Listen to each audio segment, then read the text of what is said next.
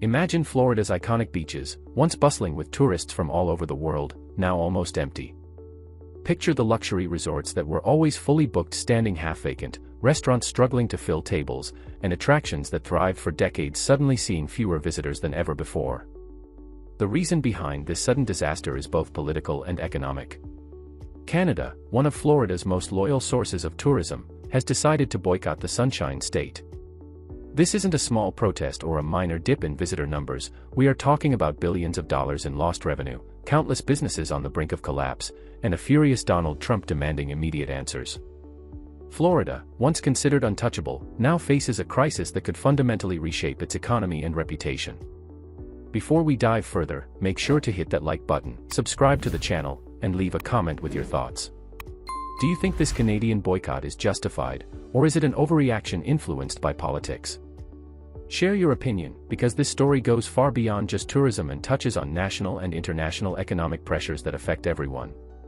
Florida's double disaster, hurricane and boycott. Florida has long been known for its sunny beaches, world-class theme parks, and vibrant tourism industry. For decades, it relied heavily on international visitors, especially Canadians, who were affectionately called snowbirds for their habit of escaping the cold Canadian winters. Every year, millions of Canadians made Florida their temporary home, filling hotels, shopping at local stores, and contributing significantly to the state's economy. However, the foundation of this reliance was shaken when Florida experienced a devastating hurricane, leaving communities flooded, homes destroyed, and entire neighborhoods struggling to recover. As if the natural disaster wasn't enough, Canada's sudden boycott of Florida tourism struck the state like a second hurricane. Hotels that previously depended on Canadian visitors found themselves struggling to fill rooms, while restaurants that relied heavily on their patronage saw revenues plummet. For small business owners, this was catastrophic. Many had counted on a steady influx of tourists to maintain operations during the winter months, and without these visitors, they were forced to reduce staff or even temporarily close. The double disaster, first the hurricane, then the political boycott, created a perfect storm of economic hardship that is still being felt across the state. The impact extends beyond individual businesses. Local communities that thrived on tourism revenue are now facing significant challenges. Seasonal workers who depended on Canadian tourists for employment are suddenly out of work. The hidden collapse behind stable reports. Official statements from state authorities claim that Florida's tourism industry remains stable despite these challenges. However, a closer look at the ground reality paints a different picture. Hotels are quietly offering substantial discounts to attract the few visitors who are still coming, theme parks have reduced their operating hours, and many smaller attractions have temporarily closed. Local businesses that once thrived on tourist spending are now struggling to survive. These stable reports often mask the underlying struggles that Florida faces. While overall revenue numbers might show minor decreases, the distribution of that revenue is uneven, leaving certain regions and industries extremely vulnerable. Caribbean islands and European countries are benefiting from the Canadian boycott of Florida, with higher hotel occupancy and tourist spending.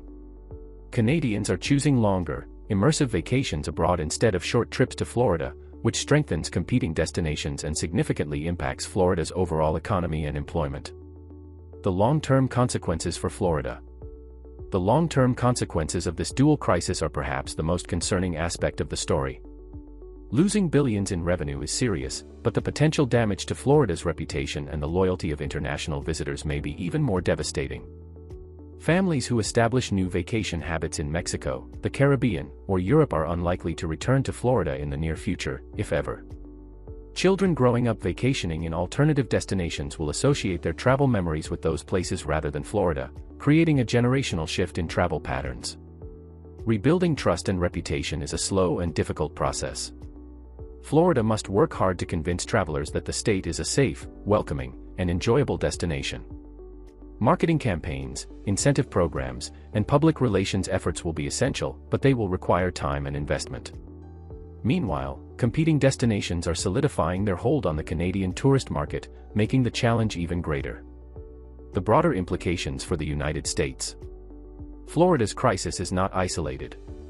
It serves as a warning for the broader U.S. tourism industry. Political tensions, both domestic and international, can influence travel patterns in ways that have far-reaching consequences. States that rely heavily on international tourism must be aware of how political decisions and rhetoric can impact their economies. If tourism becomes politicized, other U.S. states could face similar boycotts or declines in visitor numbers. Las Vegas, California, and New York, for example, could be vulnerable if international travelers perceive the U.S. as unwelcoming or politically unstable. Florida's experience underscores the importance of maintaining strong international relationships and fostering a positive reputation among travelers from around the world. The human impact. Beyond numbers and economic statistics, this crisis has a deeply human dimension. Families who run hotels, restaurants, and small businesses are facing severe financial stress. Employees who depend on tourism for their livelihoods are seeing reduced hours or losing jobs entirely. Seasonal workers, who provide essential support during peak tourist seasons, are suddenly left without income, creating ripple effects that extend into local communities. Even suppliers and vendors who provide goods and services to the tourism industry feel the strain. Farmers, construction companies, and artisans all experience reduced demand, illustrating how interconnected the tourism ecosystem is. A disruption in one part of the system quickly cascades through the economy, affecting countless individuals and families. Can Florida recover? The question on everyone's mind is whether Florida can recover from this dual disaster.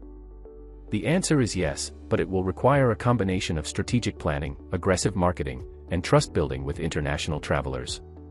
Rebuilding relationships with Canadian tourists will be crucial, as will diversifying the sources of tourism revenue to avoid over-reliance on any single country. Florida may need to implement targeted marketing campaigns to reassure potential visitors that the state is safe, welcoming, and fully recovered from the hurricane damage. Incentives, partnerships with travel agencies, and public relations efforts will all play a role in re-establishing Florida as a top destination. However, recovery is not guaranteed and will likely take several years to achieve fully. Lessons for the future. This crisis provides important lessons for Florida and other U.S. states. Political actions can have unintended economic consequences, and international travelers are increasingly aware of and responsive to these dynamics. States that rely heavily on tourism must diversify their visitor base, cultivate strong relationships with key markets, and be proactive in maintaining goodwill with travelers. Florida, once thought to be untouchable, now faces a stark reality. Hurricanes, political tension, and international boycotts have disrupted the state's tourism industry, resulting in billions of dollars in lost revenue. Trust and reputation, once taken for granted, are now fragile. The road to recovery will be long and challenging, and the lessons learned here extend far beyond the Sunshine State. What do you think? Will Florida be able to reclaim its Canadian visitors and restore its reputation, or is this the beginning of a permanent decline? Leave your thoughts in the comments, hit the like button if you found this analysis insightful, and make sure you subscribe for more detailed breakdowns of stories that the mainstream media won't cover.